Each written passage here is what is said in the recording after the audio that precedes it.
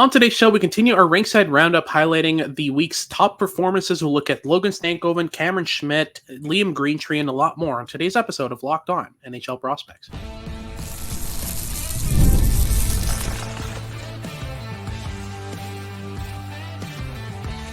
You are Locked On NHL Prospects, part of the Locked On Podcast Network. Your team every day.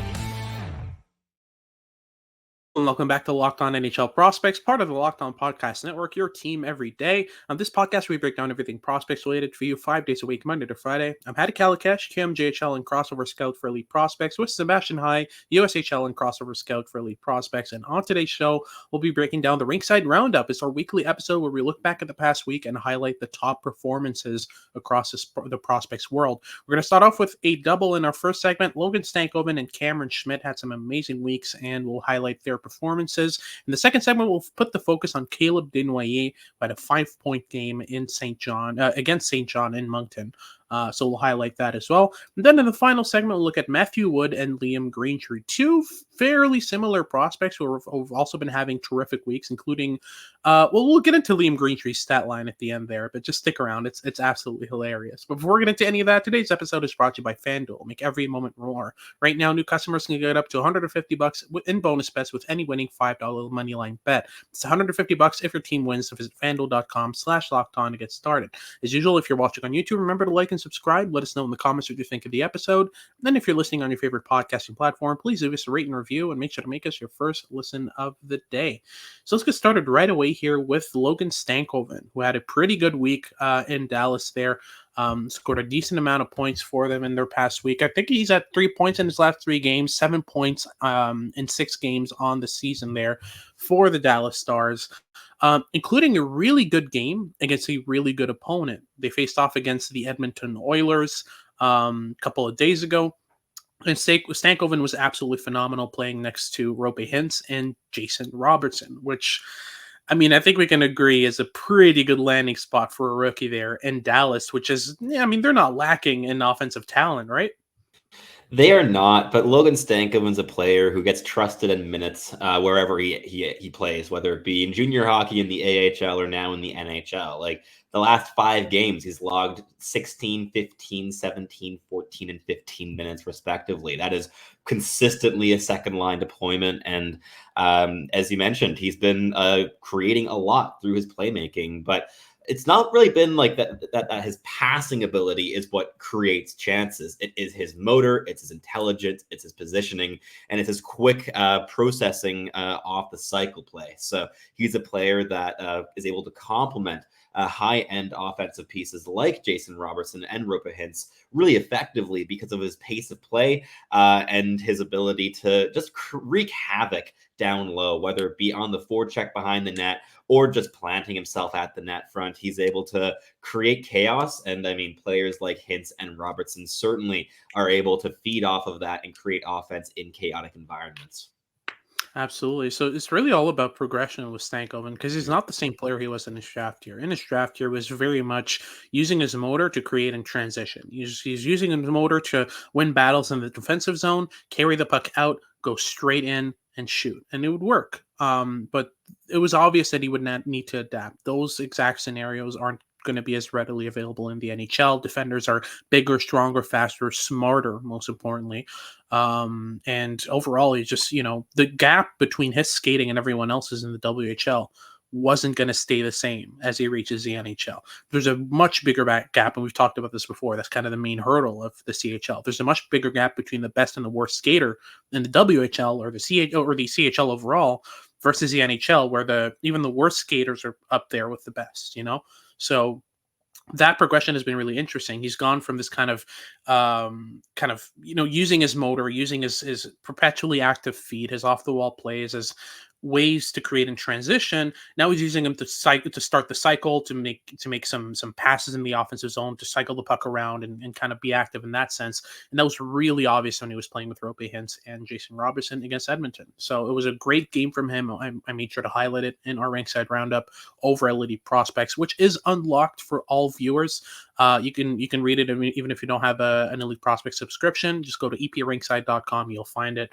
So yeah, that adaptation has been really interesting, and it sets the table for another kind of undersized spark plug of a player, and Cameron Schmidt, who also features in this segment here and in the Rinkside Roundup. He's a right winger from the Vancouver Giants, a 2025 NHL draft eligible. We talked about him last episode there where we did our comparables for 2025.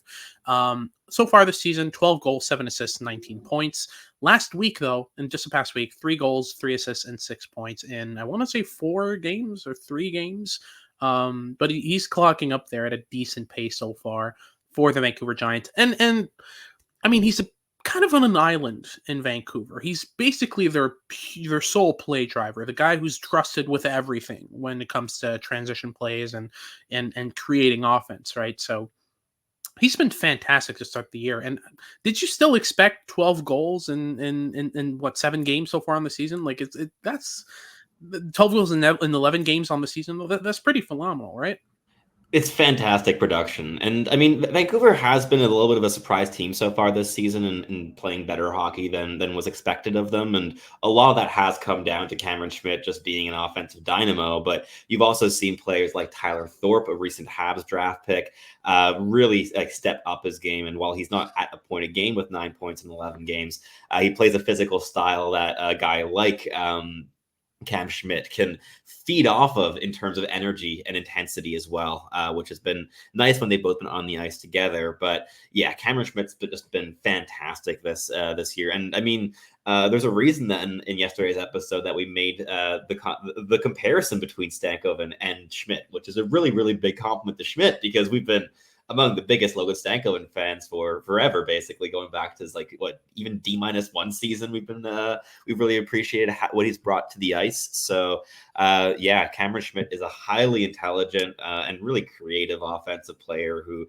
has the skating and the handling and the shooting and the playmaking ability to shine, but it all goes through his motor and his physicality, which is a really big compliment for a 5'8", 150-something pound winger at this point in his development. Yeah, absolutely. And I think that, the reason why those two are so comparable is the motor, is the intensity with which they play.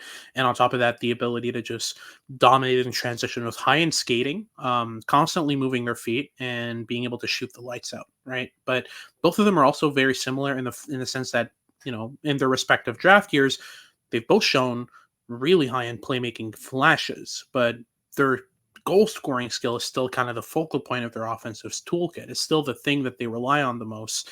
But both of them, I think, what we've seen from Stankoven, this progression from kind of transition sniper to kind of cycle playmaker, is something we're going to have to see from Cam Schmidt as well, right? This is a progression that we're going to have to see from Schmidt in order for him to be as effective as he can be. Because again, the opportunities that him and Stankoven have had in their draft years won't be there in the NHL. They're going to need to find other ways to create. And I think Schmidt has the skill set in order to make that work. I think he has a playmaking, the understanding of how to create in transition, how to create off the cycle.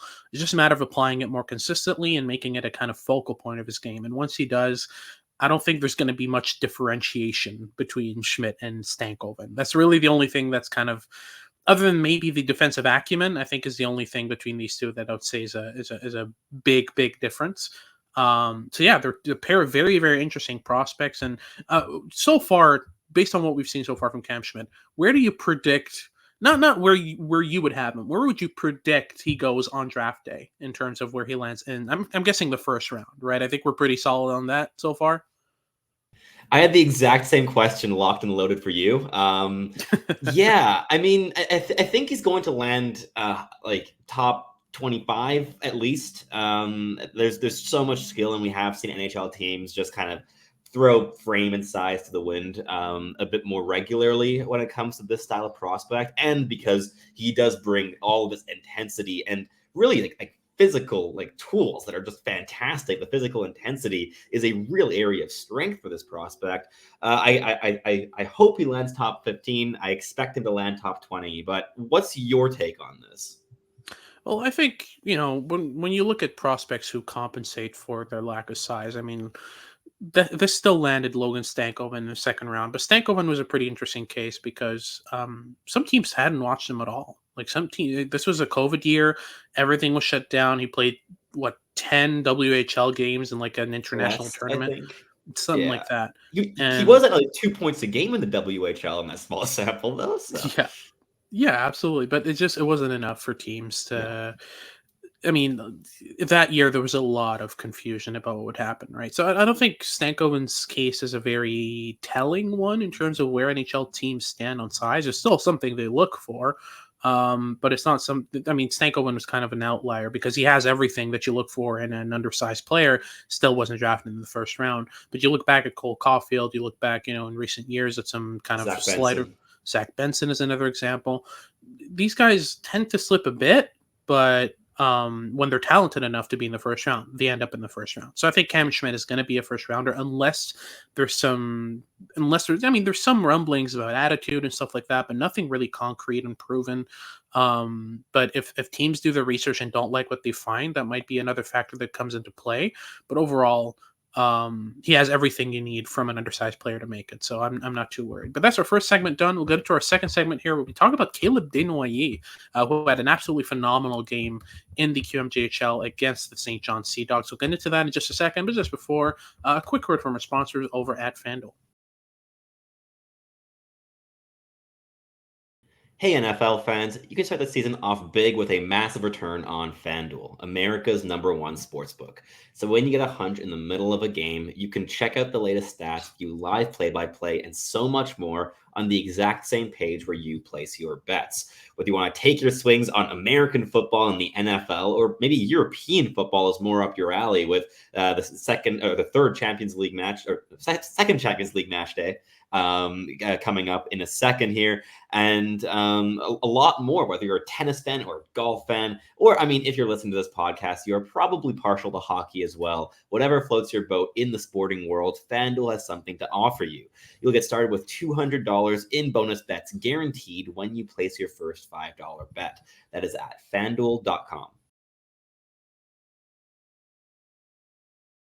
Alrighty, so let's move on to our second segment here, and we'll talk about Caleb Desnoyers, who deserves his flowers after being out with an upper body injury for about 2 weeks. Finally came back to action this past week and had a phenomenal week, including a 5-point game against the St. John Sea Dogs, which I highlighted in the Rinkside Roundup.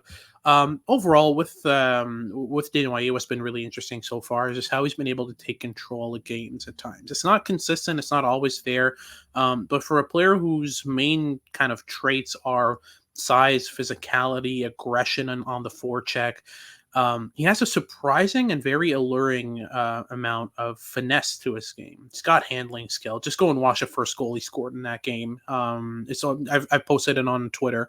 The whole 5 points. First goal, he just gets the puck in the defensive zone on the zone entry for the power play. Gets a puck in the defensive zone, couple of crossovers to the middle, fakes one way, goes the other, splits the entire defense, walks in and scores as if it's nothing, right? And then after that, we saw some more power play action from him, some cross-ice passes after look-offs and stuff like that. So great hands, decent shot, great playmaking ability, but everything really flows through his understanding of the game. His defensive acumen's phenomenal. The way that he approaches the game has been very interesting. And yeah, overall this week, just had a really good time over in the queue. He had 8 points this past week after going 2 points in his first 3 games before his injury. He's now up to 3 goals and 7 assists for 10 points in 7 games so far on the year, in 6 games so far on the year. So really interesting stat line there from Desnoyers. He's been doing really good in the queue. What's kind of been your approach to this kind of profile of player? How do you see Desnoyers kind of developing moving forward, or what do you see him kind of becoming at the NHL level? I mean, I think the nice thing with the prospect like Desnoyers is that there's a lot of different options for his development, and a lot of them that are pretty linear in terms of bringing him to a valuable NHL role. Where that is going to be in a top 6 or maybe a third line, like we will see. There's definitely like significant top 6 upside in this player, but the fallback game is really nice and refined with that level of physicality, with the intelligence that you've raved about all season long since you watched him at the Hlinka, like over in Edmonton over the summer. There's so much to like here, and I mean, yesterday we did an episode as well comparing him stylistically to some NHL players, and like Sean Monahan came up, right, and even a Jonathan Toews comparable from a stylistic standpoint was mentioned. So there's a lot to like in this profile. I've been really impressed with how he's been able to leverage his physicality in all three zones. It's not just that he's able to like create space for himself in the offensive zone to just enough space to get a shot off. He uses it really intelligently wherever he finds himself, and he loves to initiate contact. He loves to finish his checks. He's really, really potent forward and back checker, and the work rate really compensates for a subpar stride. He's not the smoothest skater in the world, but he outworks basically everyone else on the ice, and he's rarely out of position as a result of that. And that combination of subpar skating with high degree of intelligence, with decent offensive like tools, especially I really liked his playmaking, like in terms of like integrating hook passes and slip passes, and deceiving opposition, which has definitely reminded me of Sean Monahan in my viewing so far this season. Yeah, he's been a very interesting prospect overall. We talked about this a bit more in depth in yesterday's episode. I see a bit more 1A, 1B upside with him in terms of, the type of center he can be.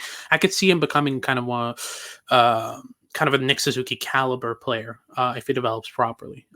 There's, not necessarily a high-end first-line center in terms of, the Jonathan Toews and those guys, even though he plays a similar style to Toews, but I still see some hints of him being able to manipulate plays east-west, to be able to draw players to him, open up space in the middle of the ice, and exploiting that space really well. He does seem a bit meat and potatoes at times in terms of, not really trying outlandish things. Sometimes I feel like he's the polar opposite of Porter Martone, with just the physicality working for him, where, Porter Martone's out there just, trying every single thing that comes to his mind. Whereas Desnoyers knows his limitations and works within them.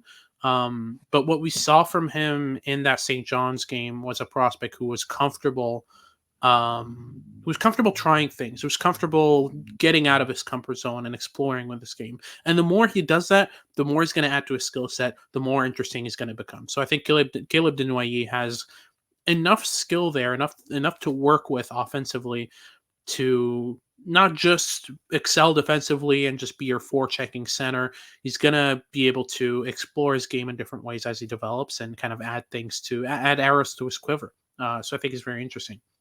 Overall, in terms of draft day realistic kind of, outcomes here, I'd be very surprised if a team looks at Desnoyers past 15 and doesn't take him, right? Like, I think there's a fairly good chance we're talking about a bona fide top 15 prospect here, right? I would fully agree. In terms of profile, we've seen this in the past drafts, right? Like whether it's guys like Dalibor Dvorsky going 9th overall or Jet Luchenko going 13th overall. These like physically refined, intelligent, two-way capable centermen who have developmental runway, who are highly intelligent, and have also, as you mentioned, a lot of arrows in their quiver, are very highly valued by NHL teams and scouts and GMs, and are also just so easy to build a team around. Like, you need those central pillars in your forward core to just hold it down. And whether Desnoyers ends up as a 1A, 1B or a second line center, or even worst case scenario, he ends up as a third line center, he's going to be a stabilizer for whatever line he's playing on, and also elevating the players he's playing with, because he is so intelligent and also just so versatile. He can be used in all situations. He could become a power play specialist in terms of really finding his own, perhaps as like a bumper or as a net front presence. And he could also become a PK specialist. Like, there's so many different things that he could mold his game into in the coming seasons, that I think that, as you mentioned, there's not much of a chance that a team in that 16 to 18 range passes on him if he's still on the board. For sure. I think he's going to be picked earlier than that as well. I think, a team, once you get to 11, 12, like... I think it's a top 15 guy. Yeah, like a surefire NHLer with second line upside. Well, depending on how you see it. I see it again. I see 1A, 1B upside, but depending on who you ask, some people think he's a middle six forward. Some people think he's a second liner at his best. I think he's a surefire NHLer, surefire third liner even with 1A, 1B upside, and that has immense value on draft day. Like, for me, I'm starting to consider him at 8, 9, let alone, 12, 13, 14, right? So Yeah. very interesting prospect. But that wraps things up for our second segment here. We'll get into our third segment where we talk about Liam Greentree and Matthew Wood, who are off to great starts in their respective leagues. We'll get into that in a second, but just before, a quick word from our sponsors at Indeed. We're driven by the search for better, but when it comes to hiring, the best way to search for a candidate isn't to search at all. Don't search, match instead with Indeed. If you need to hire, you need Indeed. Indeed is your matching and hiring platform with over 350 million global monthly visitors, according to Indeed data, and a matching engine that helps you find quality candidates fast. You can dish the busy work and use Indeed for everything: scheduling, screening, messaging, all in one place. You can connect with candidates faster and way easier. I got my day job through Indeed as an employee, and I found it really easy, really practical. You know exactly what the company's looking for in terms of criteria, in terms of qualifications. You know what your salary range is, so there's no surprises heading into things. You know exactly what the team requires from you, and it helps you make the best choice for your career. So that process is just already just a whole step taken away from the employer, just by making things easier on that side. So I find it really great as an employee. I can only imagine how much better it is for employers there. So sponsors of the show, listeners of the show will get a $75 sponsored job credit to get your jobs more visibility at indeed.com/locked-on. You just go to indeed.com/locked-on right now and support our show by saying you heard about the Indeed on this podcast. Again, that's indeed.com/locked-on. Terms and conditions apply, but if you need to hire, you need Indeed.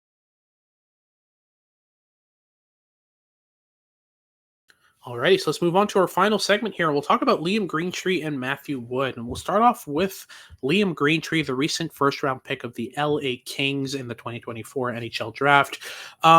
He had a great season last year. Played a decent season and put up some great points as a 6'1", 6'2", 200-pound winger slash center. The progression in his game is really interesting. Last year, he went from this kind of goal-scoring winger, kind of off-the-wall player, to being a really cerebral, really intelligent playmaker, which just added a whole layer of accessible plays to his game. And now this year, he has 23 points in 9 games. Is that He's good? off. I think so. I'm not sure. Okay. Let me check. Yeah, it is good. So Shocking. overall, we're talking about a prospect who is just absolutely popping off right now for the Windsor Spitfires in the WHL, and is off to a fantastic start to the season. What's been your read on Greentree since pretty much day one of starting to watch him there, heading into this year? Super skilled, super intelligent. It's always come down to those two things with Greentree. His highlight reel last season was among the best in the entire 2024 draft class. Like really just going end to end, a high degree of handling skill, really wicked shot. He elevated his playmaking from subpar to well above average in the space of last season, and he's just picked off exactly where he left off last year with the Windsor Spitfires. And as you mentioned, 23 points in just 9 games is not bad at all. He has a little bit more surrounding skill this year as well. I mean, AJ Spelliscy's taken a step in his development and offensive output. Also, Ilya Protosh has made the leap from the USHL to join Oshawa in Windsor in the OHL. And he's also up to 13 points in 7 games. So you have another very gifted offensive piece in that lineup now, which is certainly a big help. But it's been all Liam Greentree, let's be honest here. He still leads the team in points by 10. And we're like not even 10 games into the season yet. So he's been on a mission on his own. But I think that like we both knew when he was drafted 26th overall by the LA Kings that there was a pretty good chance that would look pretty good pretty soon for LA. I don't know if we think that it would happen this soon, that would be like, he really shouldn't have dropped past 20 on draft day, but he did. And Los Angeles consistently does draft well with those late first round draft picks. But yeah, a highly intelligent player. Skating still needs some work, but he's mastered the OHL in terms of compensating for his stride mechanics, and as we've seen so far this season with his production. But that'll be one thing to work on in his development moving forward. But this is a guy who is going to land in a really nice spot in the lineup eventually, whether that be on a second line long term, maybe even a complementary top line piece, or on a third line. A little bit like with Caleb Desnoyers, I think there's like a lot of just top 9 upside. Wherever he ends up landing in that range is going to be very valuable for Los Angeles. Yeah, for sure. I think that overall the cerebral nature of his game is still kind of the main driver. They're pretty similar, him and Desnoyers. I'd say that you know Greentree's has a bit more pop to his pure ability to just try things, but has less defensive acumen, less of a cerebral nature as well. Better But what's shot. really yeah, and a better shot. The main concern for me is the same as Desnoyers, is the skating with Greentree. That's Yes. always been the issue. He's not a good skater. He doesn't really seem like he's going to be at the next level. So what he's going to have to be is an elite off puck thinker. Do you think that Greentree could get there with enough time in terms of just like, he's already very smart on puck. It's about what he does off puck that's going to need to come some ways. Do you think he gets there in terms of compensating for his skating in the right ways? I think he does. I think he's going to need, like, his deployment's going to have to help him out a little bit in terms of like line mates. He's going to need like a center and a winger that are very comfortable with the puck on their stick and carrying it up the ice on their own, because he's like one of the bigger critiques with Liam Greentree that he's not involved at all really in transition. He really takes the back door. He steps back there, allows his teammates to carry the puck into the offensive zone, and when the puck's in the offensive zone, like the switch goes off and he starts like moving very actively off puck, trying to prod for little spaces in and around the net, and also wants to have the puck on his stick to threaten, whether it be through shooting or creating with through his playmaking ability. But Hmm. it's in transition in the neutral zone with with his team on the puck, where there's definitely still some growing room. And I think that playing alongside some forwards who are very comfortable in that facet of the game would help him kind of make that leap to the NHL a little bit more smoothly. Absolutely. Let's move on to Matthew Wood here. It's kind of a similar profile, surprisingly and interestingly enough. Left Very wing, similar. he's been playing for the University of Minnesota, the Golden Gophers. He's a Nashville Predators prospect, a pick from their 2023 NHL draft class, I want to say. 15th Um, overall. 15th overall in 2023. So far this season in the NCAA, he's got 7 points he's got 2 goals and 5 assists for 7 points. And I want to say 5 games. I don't have it in front of me here. 4. In 4 games, absolutely. And in his last 2 games, this past weekend on Friday and Saturday against Minnesota Duluth, which is a decent program, he scored a goal and an assist each in each one of those games. The first one being a 7-5 win that they won on Friday, and then the second one being a 5-1 victory on Saturday. What's been really interesting with Matthew Wood is just a progression in his playmaking game, his ability to kind of take a couple steps in terms of where and how he finds teammates on the ice. Wood was very much a shooter in his draft year, right? Like that was kind of the main thing that kind of stood out with Wood. Even though there was some playmaking skills and flashes, he was still very much a player who, just like William Greentree, started off as a sharpshooter with really low pace because of really bad skating. I'd say Matthew Wood's skating is worse than William Greentree's, right? By a full grade. Yeah, it's Yeah, rough.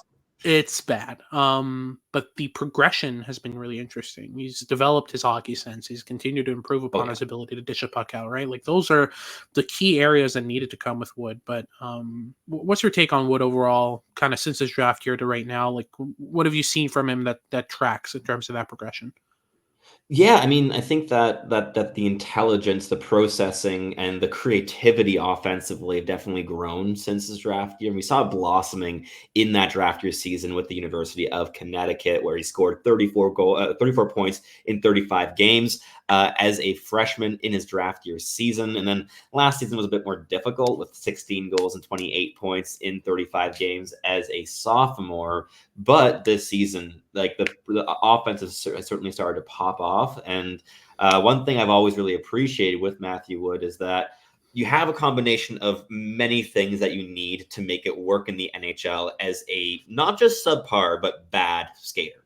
He has the intelligence, he has the offensive tools, whether it be the handling, the playmaking, the goal scoring, they're all like significantly above average. The handling skills awesome, and especially like we've seen this against like physical NCAA teams. He's able to do it in tight, under heavy pressure, and really access the middle of the ice through his handling skill, and combine that with a really good sense of timing and anticipation. and the shot is a real weapon at this level. And he's also really intelligent defensively. The defensive motor and engagement is limited by the skating ability a bit, but he gets into good positions. He sticks to his assignments. He's constantly scanning. This is an intelligent player who I think is really going to benefit from this transfer to the University of Minnesota, especially because they have quite a few players that are really like helpful for him to be playing alongside, right? Like whether it be Oliver Moore, who is like the perfect player to be playing with Matthew Wood in the NCAA. Matthew Wood needs a puck-carrying center who is very fast and a good playmaker, and you could not describe Oliver Moore better than that. You also have guys like Sam Renzel in that lineup, Jimmy Snuggerud. There's a lot of surrounding skill, but it has been Matthew Wood and, surprisingly, Connor Kurth who've been leading the team in points so far this season, and there's a lot of depth in that lineup, and I think that Wood is certainly benefiting from no longer having to be the one player that produces offense on his team, and also being able to access some more space and time as a result of that. Absolutely. And that wraps things up for today's show. Thank you very much for tuning in. If you're watching on YouTube, remember to like and subscribe. Let us know down below what you think of the episode. And if you're listening on your favorite podcasting platform, please leave us a rate and review and make sure to make us your first listen of the day. For your second listen of the day, make sure to check out Locked On Sports Today. They've got all your news and updates about what's going on around sports. And make sure to check in for our future shows as we continue our prospect coverage for the month of October. This has been Hattie Kalakash with Sebastian High, and we hope you tune in next time.